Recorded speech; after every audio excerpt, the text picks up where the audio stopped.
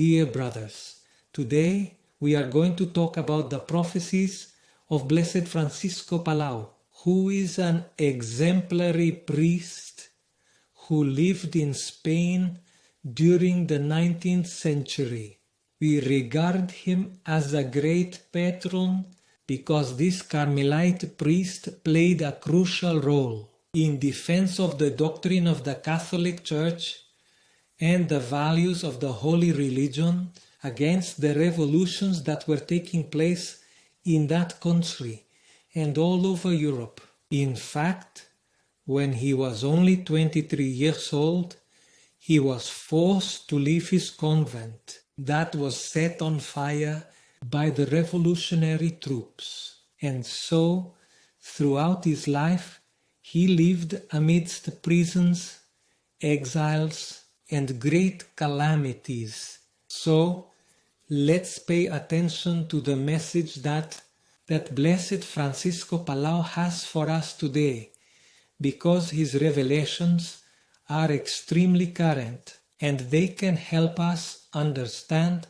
the serious situation we are living in the 21st century, with a widespread apostasy, not just in the environments of political governments, but also within the ranks of the Church itself. He being a great mystic, throughout her life she had several revelations and visions about the future and from what was going to happen in society and the Church in our time. So, the devil himself told him once, "Over earth, I have no more enemies to fight me," reducing to nothingness and inactivity the exorcist power given to your priests. Tell me, who are they and where do they fight me? I have prevailed. This belief has triumphed on a secure path because I have managed to establish my priesthood all over the world without any contradiction, but with them and for them I make myself visible in human bodies, and those people we possess do not find. No priest only who attacks me, or don't you believe me, or they say that few people possess it, and if any of them believe and try to do it, they are hindered by the very authority of the bishops.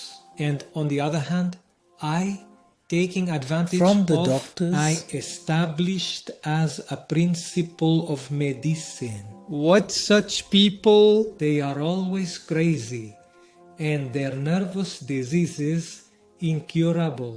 Hence came the foundation of so many asylums filled with human bodies they owned. With the exorcist power being inactive, I became more and more free, and I used the freedom that I won in the battles over the years, and I took over all the thrones, scepters, and crowns, and I managed to gather them to me in the battle against your church. The nations are mine, and these young women who possess the princes of my empire are mine. So this statement that Blessed Palau heard from Satan himself are really many. Impressive, because here, in a way, mysterious, we understand that the problem of the church crisis or the crisis of our society, it's not simply based on human problems, but above all, a great spiritual deficiency in a great negligence on the part of the church authorities for centuries that left the very important ministry of exorcism, and they also stopped denouncing Satan's priesthood, which he himself here it highlights as the fulcrum of its action, which is in reality spiritualism and magic. So this is how they scream Francisco Palau. Being aware of all this, he denounced in his time the omission of the bishops in undertaking the ministry of exorcism in all dioceses, and he even went to Rome to ask the Pope, who at the time was Bill Nobilo, that would place exorcist priests everywhere. But this wasn't done, and because of this negligence, Satan's power grew considerably, and moreover, he increased his strength, noticing that the priests no longer denounced sermons, spiritism and magic, which are, in other words, the very priesthood of God, including the holy priest, did not stop denouncing many priests and lay people who were already working undercover at that time for secret societies and for Satanism itself. He said that some of these men and women display an apparent religious virtue.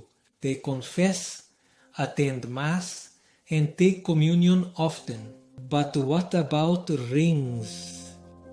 Yea, because they collect the Eucharistic species, taking them home, and they present them in satanic sessions to be trampled.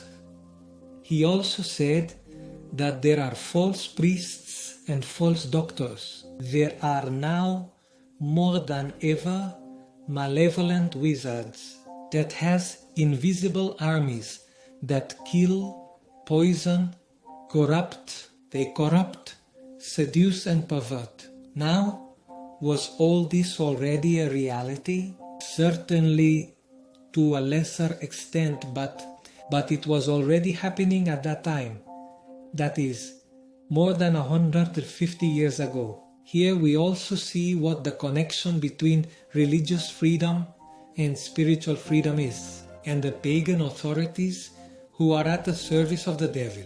This is very important, because this relationship is not always well observed by people when analyzing the problem of the Second Vatican Council. However, the Blessed Francisco Palau clearly stated, "Do the laws of religious freedom sustain the devil with a secret network of men on earth? For the princes and the powers, like their king Beelzebub, they appear armed with an order of men who have an alliance with them, and the likeness of a mysterious network spreads all over the earth, having their centers, their schools, their masters in all the capitals of the world, and his work is authorized and supported by the laws of free worship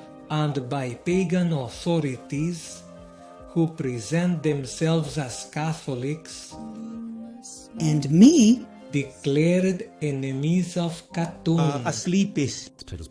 So it is one Very well done analysis. the problem of political and religious order. What he was already doing back then.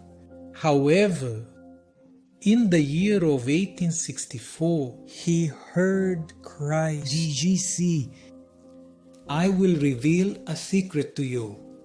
the Prince of Darkness. Running Through its course, these last centuries, it has seized all thrones Cetrus. and crowns of the great kings of the earth. Being visible in them, they attack and challenge my authority and power. Visible in the human bodies it possesses, it challenges my authority and says with great arrogance, That has no enemy. that breaks your head. I've been praying to my Father that he has listened to And these are my pleas. The time has come. God will send two princes, full of faith in me and in forgiving mystery me. of redemption, and clothed in all your life. my authority. And they will chain the Dark Prince And they will strip the false shepherds of their sheep's skin and show everyone their hypocrisy. All demons will fall into the abyss, and with him all powers established in his malice. Father Francisco Palau asked, when will that be? Will there be signs of this great catastrophe? The Lord replied, yes, there will be, and no one will believe them. And what are they? He asked. However, Christ answered you, I will give you the signs, but reveal them to no one, for they are a secret. This is very interesting. The revelation of Christ, because he says God will send two princes. So here we can relate the figure of these two princes with this mission. About Elias and Enoch, what could they also be? The great Pope and the great monarch who will do the work of restoring the church after the punishments God will send. So indeed, all of this makes a lot of sense in light of what we are observing today, because we are living in an apocalyptic context. One must be very skeptical or very blind not to notice the signs of the times. In fact, the Blessed Francisco Palau saw the future historical events immediate, evolving according to a sequence. First, revolutions establishing a chaotic anti-order from an anti-Christian perspective. In a second moment, we see the denunciation of this revolution by God's chosen prophets. Then we will watch a universal punishment as just divine punishment of iniquity. In a fourth moment, we will see the restoration of the church and the nations, and the advent of a period where people will be imbued with the spirit of the gospel, giving glory to God at an unparalleled time in history. And this period would last until the end of the world. What also impresses us in reading these prophecies of Blessed Palau is to see the consistency among what he reveals with what is written in the Holy Scriptures, and also with what we observe in history from the 19th century to today. So I also marvel at this explanation he gives us regarding the two beasts, which are narrated in the book of Revelation, chapter 13, when he says, for example, what this first beast, they are all the rise in powers, who, all being by the demons, shook off the yoke of the church and separated from it, and allied with the demons, they become one body and join in the war against the church and its pontificate. this beast shapes Just one body Dragons, matters. or in other words, with the mystical body of hell. This beast came out of the sea, that is, from the world where heresies, schisms, and false religions were formed.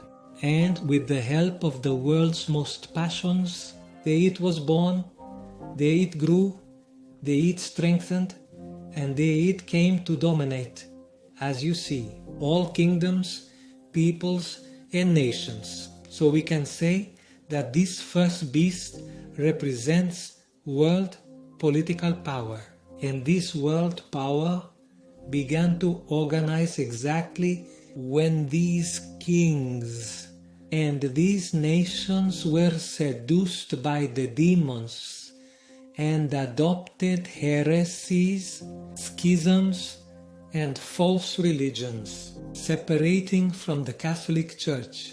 From there, it strengthened the power of this beast that comes from the sea, and it hit the dominion of all kingdoms, people, and nations. At the same time, he will explain that the second beast of Revelation are the authorities who claim to be Catholic and are not.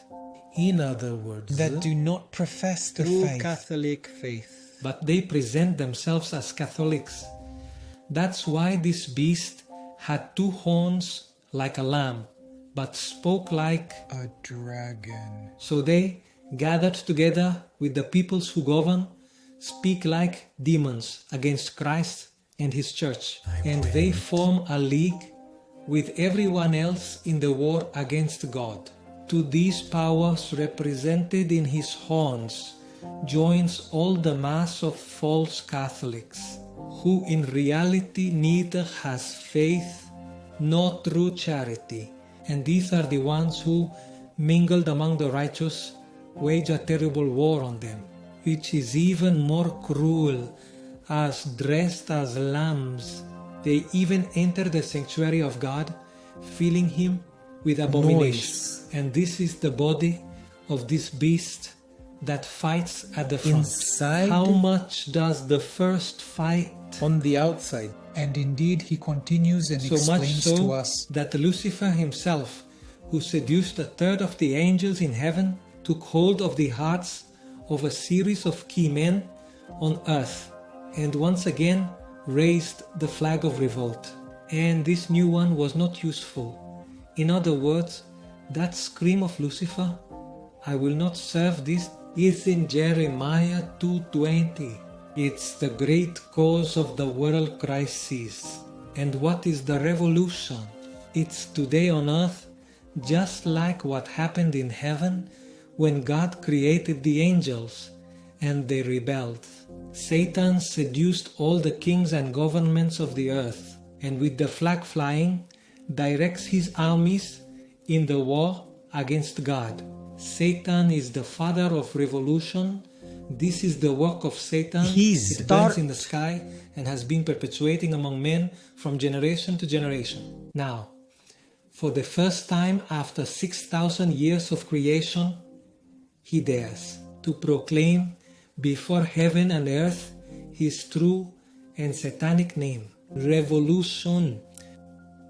The revolution, like the devil, has the famous saying as its motto, "I will not serve."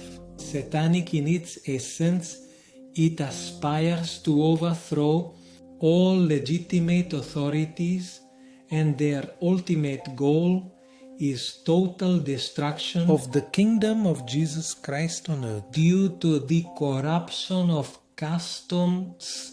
Satan has entered the Holy of Holies, that is, the most sacred place, and while he commands all the kings and political powers of earth in battle against me from outside the holy city, paralyzes my action from within. It numbs my ventures and frustrates my plans, said the Lord, for the hermit Blessed Francis Peacock. And through these prophecies, we see an impressive description about how the infiltration happened of members of the mystical body of the demon within the mystical body of the Church of Christ. Look at what it says in this passage from one of its writings. Satan entered the sanctuary and filled it with abominations, supported by powers that call themselves Catholics, and that from within the sanctuary itself they wage war against us, a fierce war, the most dangerous the Church has ever had to face, because the enemy needs to fight us from within the fortress, and for that reason he uses the guise and name of a Catholic, and with this facade certain religious acts present themselves to fascinate the crowds and stir up trouble to the heavens. So you see a perfect description of what we are observing today, clearly in this time of apostasy. And he keeps saying that Judas and the devil. They conspired against Christ, but both were expelled. The devil then sought doors to enter into the heart of Catholicism and found them in the heresiarchs, that is, in those who preached the heresies. The doors were opened to him by Christians themselves, who have handed him the keys of disbelief and of the corruption of the doctrine. It means that Christians themselves have opened the doors to false doctrines and false religions, and there they corrupted the Catholic religion from within. So he says, now the devil is already in. Do you want to see it? Enter, and what will you see? You will see men who call themselves Catholic, but who blaspheme like demons and furiously persecute Catholicism. You will see the devil inside the sanctuary itself, challenging the omnipotence of God with blasphemies uttered in front of their altars. In the midst of a Catholic service, you will see the abominations spoken by the prophet Daniel. You will see anti-Christianity installed in power. You will see that the devil has entered the sacred place. There he corrupts, perverts, and destroys. About Freemasonry, he also said the following, that the Devil King is with the Grand Orient at the head of Freemasonry, as Christ, with Pius IX, is at the forefront of the entire Church. Pius IX is the visible head of the Church, and Christ is the invisible head. The Grand Orient is the visible head of the evil empire, and the Devil King is its invisible head. There is no sovereign on earth who is not initiated into the secrets of Freemasonry. In the year 1864, an angel appeared before him, talking about Rome's future apostasy, saying, I am the angel who guards the city of Rome and its pontificate and the walls of the city.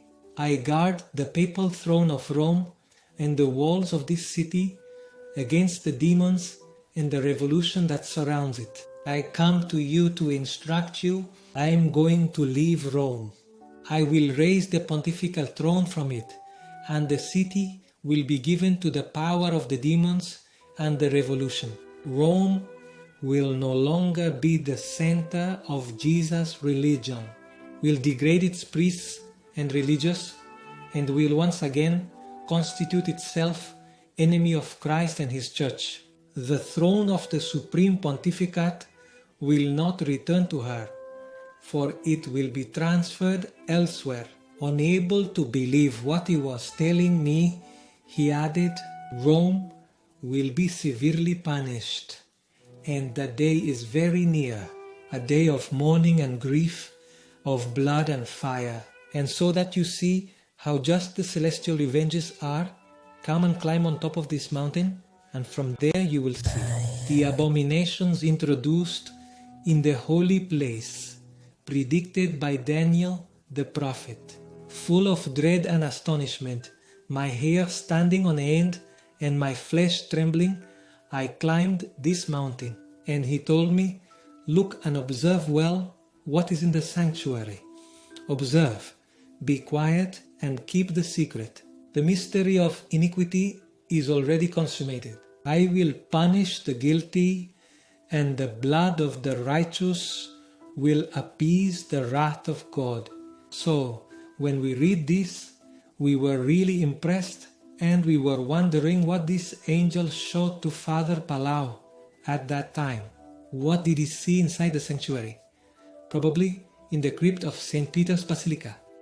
What was the ritual they were celebrating there? So this really leaves us full of astonishment and at the same time full of distress to see that the enemy had right, God's permission to enter into God's own holy temple, where the seat of the Catholic Church was located. Surely it wasn't overnight that the enemy gained such power within Christ's own church. But he was challenging Father Palau, saying, our work, which we did so cautiously from Judas the traitor to this date, covering the plan with which it was conceived, and that consumes the pleasure.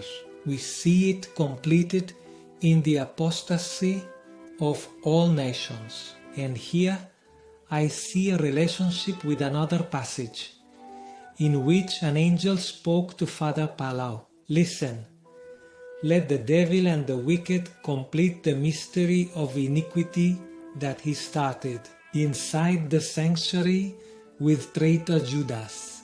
This meant that it would not be possible to prevent the development of all these big events of apostasy and of faith destruction.